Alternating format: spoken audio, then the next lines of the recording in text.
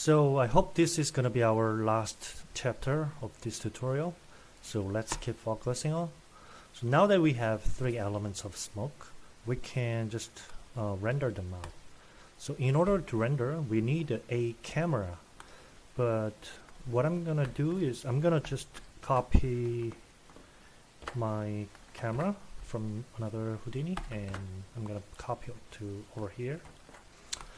So let's see through the shot cam. If you click here, you can see the cameras we have on the object level, and there's only one camera right now. And then turn this on, and we're seeing through the camera. So the most important thing in render part, I mean, especially when you deal with the background and the footages, and you need to composite them somehow. So the most important thing is you have to match those 3D objects to the background image. So the first thing is you have to bring the background image onto the here in the same view. So if you go to the camera view parameter, and in the view tab, there's a background image parameter, and just click it and just find your background image. But I used my background image, which is ground 2, and hit accept, and it'll we can see that background image on this viewport, and as you can see here, it fits pretty well, just like I did in the final render. And how I did this, I mean, if you hover here, you can find our camera here. But how I did here, I can show you really quickly. So basically, so if we didn't have this camera, this shot cam, what I did was finding nice perspective, like like adjusting your viewport like this with mouse, and then once you like, okay, I'm gonna render from here, from this perspective, like this. So then roughly match. You don't have to match exactly from the first step. So just to roughly match with your background, and then you could just push the control key and hit the camera button here, and it'll make a camera from the view we just made. So as you can see, it already found background image, and it shows us, because if we go to the camera 1, and we're seeing through the camera 1 for now, and go to view, and I don't know why it just detects this background image from the shot cam, and it applies in the camera 1 as well, but I don't know why it did it. Okay, anyway, you have to bring the background image like this, and all you have to do is just you gotta match your smoke with the background. But what I usually do is make a giant grid first. For example, like 100 grid like this, or even more, I guess, maybe. Okay, we need more, like maybe 1,000, and then go inside and just subdivide them by increasing this lower hand column a lot. And of course you need to see through the wireframe, like here, the smooth wireframe, so that we can see some lines over there. So as you can see, the background, the ground level doesn't match with our grid, so we can say it's really it doesn't look same. So what I do is, I mean, for now we have grid object, so you can turn this off, and if you manipulate your viewport like this with your mouse, we're out of the camera view, right? But then if you hit this locking, you know, this button, this camera lock, when I adjust my viewport again, we're not out of the camera. We're at literally changing the camera position and the angles. So that's why we still see this camera boundary. So right now the camera is keep changing, but we have to somehow match our grid with our background image ground plane. So, you know, roughly I would say, okay, it looks like, you know, if I move like this, it does look correct, and you know, you can target you know, the end of this grid to match with the horizontal line over there in the background image. So yeah, it seems pretty good, right? I mean, you don't need to use grid at all. Like, you can just use this display grid here on the scene view, but you know, with the image background image, it doesn't show that much clearly. So I usually make a grid and then match the 3D object perspective. Anyway, what I just turned off was this one, display background button here. So you can always like turn it on and off if you want to see the background, and if you don't want to see the background image, so you can do that as well. Okay, so I'll say, okay, I got a good perspective. Oops.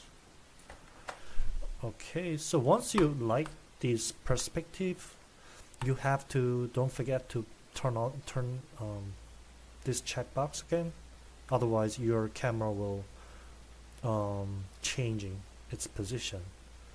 So now that we turn this off, when we are manipulating, we're out of the camera angle, so the camera is still there.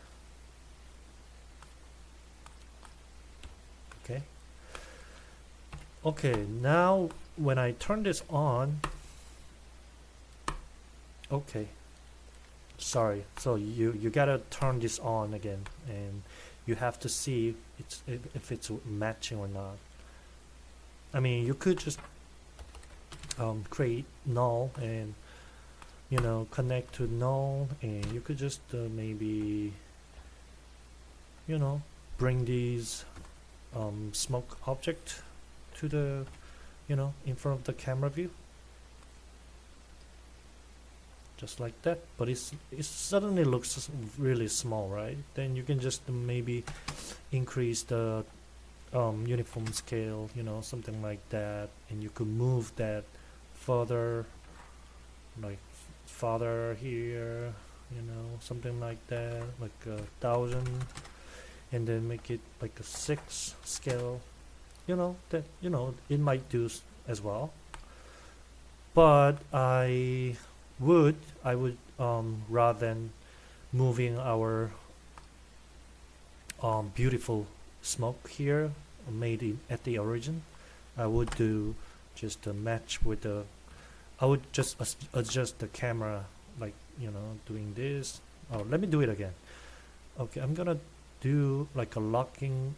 I'm gonna lock the camera again, and I'm gonna do this again, and turn the grid on, and I'm gonna just move and zoom out and turn off these, and then adjust the, you know, the height of the camera, so something like that. And if you feel, oh, it's too close to the camera, you can just zoom out, and we're keep changing the camera's position right now with this button. And then unlock this button and just out of the camera. And if you see here, you know, it looks pretty you know, close to what I rendered before. So, you know, this is how I made the camera. So anyway, I'm gonna delete these 2 nodes, and we don't need them. Okay, now that we have camera and with the background image on, and we can do something else. Okay, first of all, here was those three nodes were our, the working folder. So I want to make additional um, geometries for rendering purposes. So I'm gonna name this as, I'm gonna copy over here. I'm gonna render this, render explosion volume, which is our main smoke, and then go dive inside and object merge, and let me check. Okay, what I'm gonna bring is, just our, final output of the FX, just like so. And I'm gonna put some null and just to render. Cool. And I'm gonna copy this 2 times more, and we need to change the name. Okay, this is gonna be our wave volume, and this is gonna be our dust volume, just like that. And go to wave, and we have to, we have to give other, we have to change this path again, not FX. This was what was it? Was wave volume. So we have to go to FX wave and go to out, select, and it brings up, right? And go to dust. Again, same thing. Go to FX dust and find the out node. Okay, hit accept, and it'll bring us. All right, so we have what we're gonna render is just these three nodes. So very simple and very straightforward. Okay, so we're in the rendering part, right? So what we can use in the Houdini, there's really handy viewport here, which is we're seeing in the scene view right now. But if you go to the rendered view, and we can do some test render over here. So before I do that, I'm gonna make a ROP network and also material network.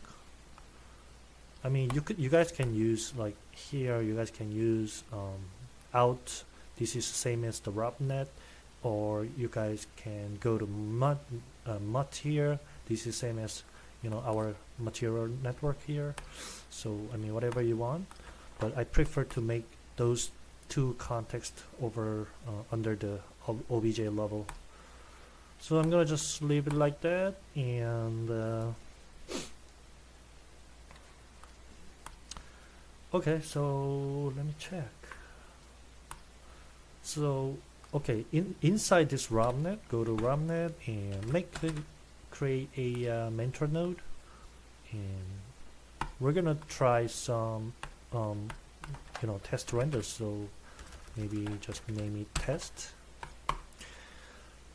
Okay, so as soon as we made this mentor node, this there's this render view already recognizes the mantra node, and it shows the list of the mantra we have, and there's only one, so we have to choose this one. And this ROP camera means whatever the camera that this mantra is using, which is this. If you go to the parameter, there's like camera tab, and we're using cam 1, but we don't have cam 1 in the scene. We have shot cam, right? So we have this shot cam, so we have to go to we have to assign this to shot cam instead of cam 1. So let's just hit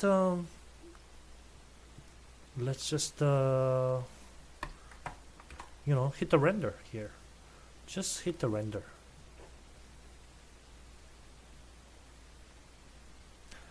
So this ROP camera is, I said, the camera that this mantra is using, right? I said, but you can just you can just specify this OBJ shotgun here again. You can just it doesn't change at all. Okay, so it's rendering our first test render. It's pretty cool. I mean, of course, we're in the beginning of the render, so but it looks already cool, right? Okay, so if you click this button down here, you can view, RGB and alpha as well, and also you can just, make it brighter and darker. You can adjust it to gamma as well. You could do a lot of, different things here, like you do in the compositing tool, but more simpler way. Okay, you might want to have a close look at this, this what it does in the render view. It shows us the rendering process, its percentage. We have to wait until 100% in order to see the image finished. So it's still going, and this is elapsed time, and this is estimated time. And here, if you see, this is our mantra node path, obj romnet 1 and test, right?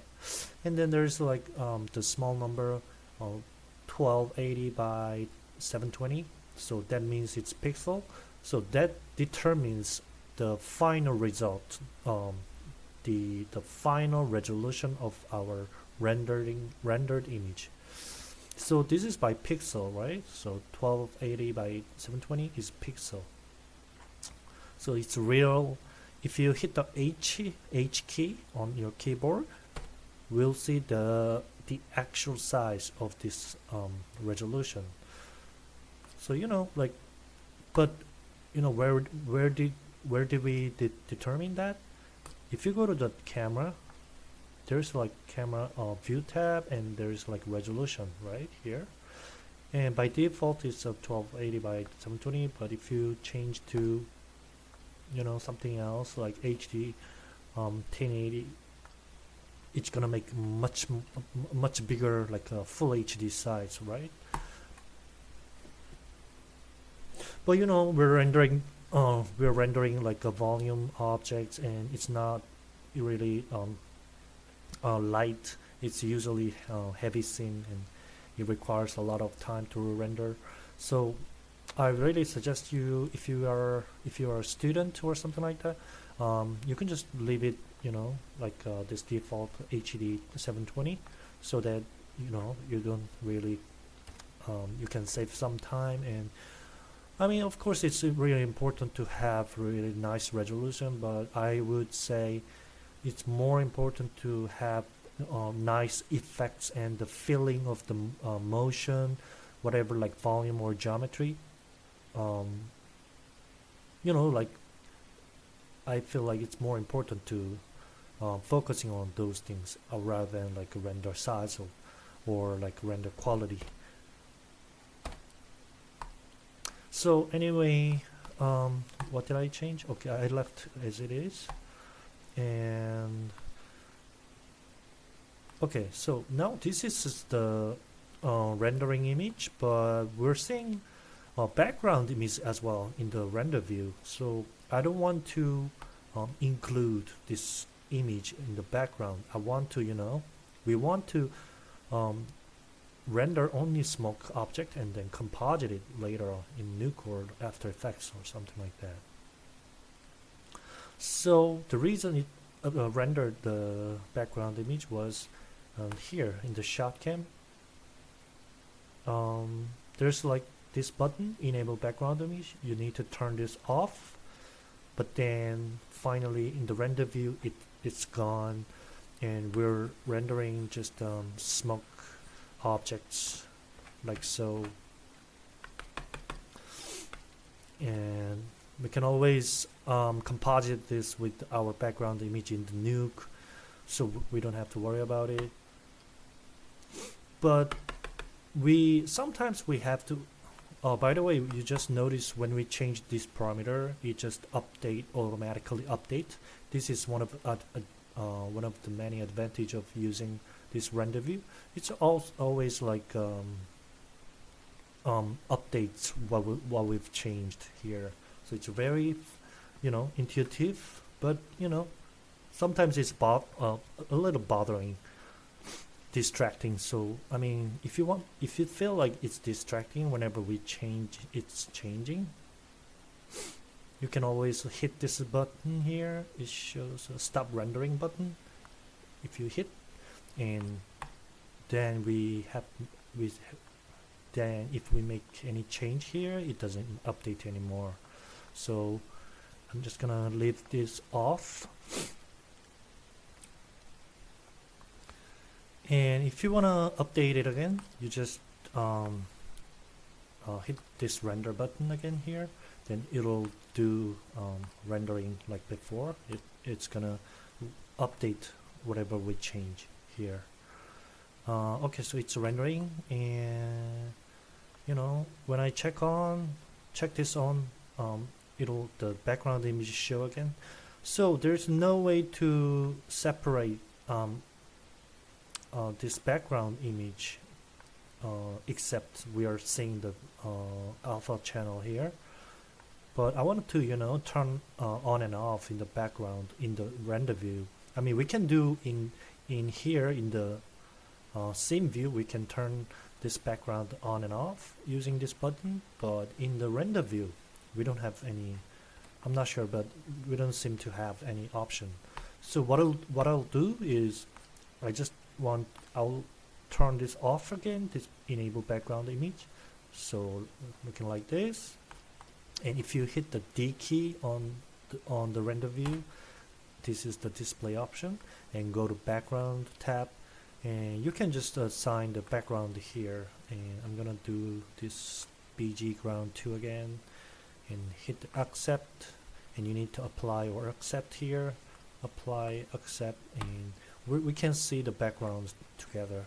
And now if you open this little thin bar on the right side, you can you have some controls here, and you can just turn this background image off, this toggle. It's pretty handy. So you might want to often check the smoke with the background often, because you have to. Anyway, the most important thing is you have to make your 3D object realistic as possible.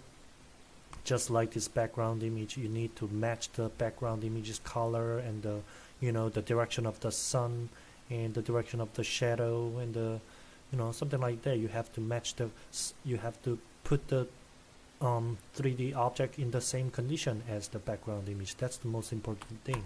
So you might notice that whenever we make some changes over here, it updates the render, and we're losing the previous render because it's just memory caching.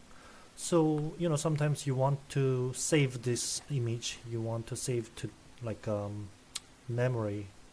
Then we can use this snapshot here and underneath here, like the camera button. If you hit this button, we just save our current image to somewhere in the memory, so you can compare this with your future image. So what I'm meaning by that, I'm gonna show you. By the way, how does the render view know we want to render those 3 objects, and it's rendering exactly what we want? How does it know? Because we have, if you go to ROMnet and Mantra, if you go to the render this object tab, here's the thing. You could choose what you want to render, and down here you could choose which light you want to use. By default, the candidate object is the star sign, and the candidate light is star sign.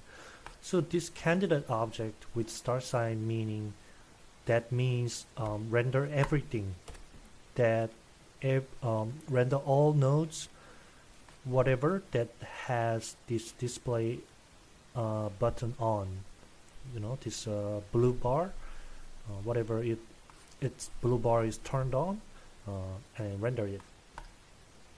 So if I turn this main explosion volume, it's updating, right, in the left side. So before we just saved out before this images so we can compare. So that's that this candidate object, meaning these it's connected to this the display button.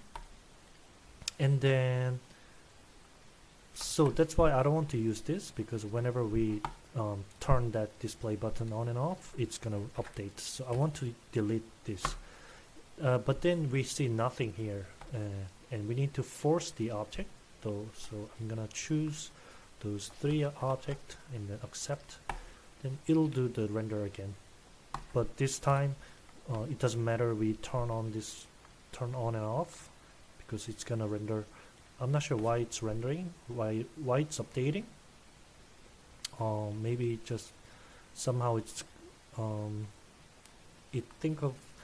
maybe it thinks this might be changing or something, but we're not changing, right? We are just turn the display off and on, but it doesn't matter. I mean, it's anyway, it's gonna render 3 elements for us. So, and over here again, go to RobNet, and in here lights tab, and this candidate light, with the star sign, that means every light, I mean they are different light type, but every light has this option like enable, something enable. This is light enable, and let's go to this sunlight, and this one has enable parameter. So every light has this parameter, and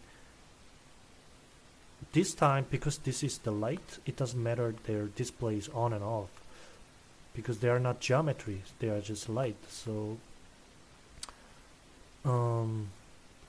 but this candidate lights here, it depends on their this enable parameter. So if the enable parameter is on, whatever any light,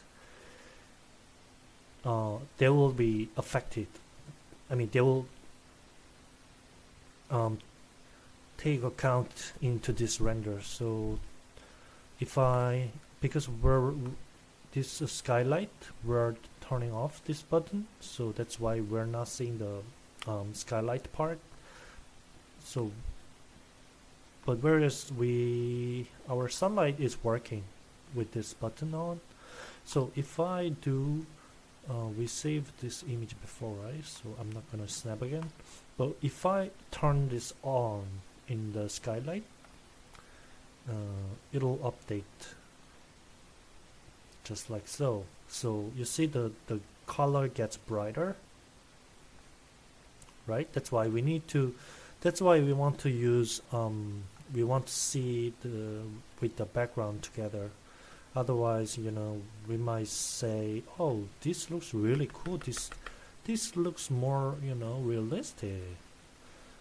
But then, as soon as we turn on this background, oh, it's not. It doesn't fit, because it. I mean, it looks cool. Still looks cool though. But let's imagine the weather of the background image is like a cloudy, and it's not that sunny, it's not that bright. But by turning this on, we're making the smoke way brighter, so it doesn't feel good, something like that. So you might want to check with the background all the time. But it looks cool. But at the same time, it looks taking more time than using just only sunlight only. So in this tutorial, I didn't use this skylight. So let's turn this off. Light enable, so we only have sunlight affecting the lighting of smoke.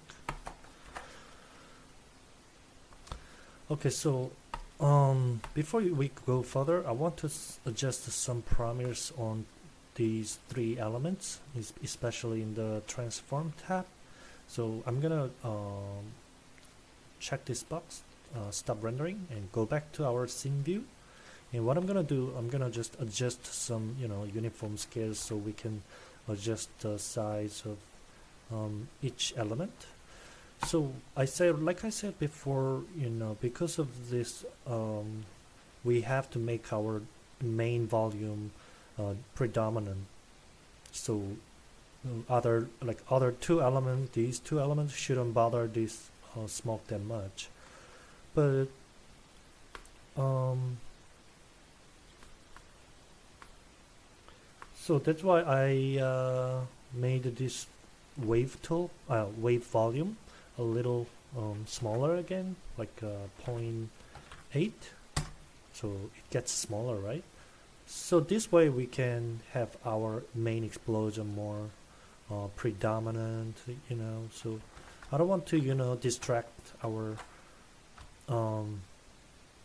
distract those our main volume. So let's just reduce the size a little bit, and this dust volume, I increased this a little bit. I mean, if you want, you can just increase actually a lot, like 1.5, but then it starts to distract us again. So let's keep it like 1.1. So I increased a little bit. And what you can do also, and depending on your project, or like your supervisor or whatever, you can always like manipulate the rotate Y direction. So if you see, you can just rotate it as you want. It's up to the direction of the project, like that. And you can also, other thing, you can just rotate in the Y direction, this one as well, but I'm gonna leave it just default here.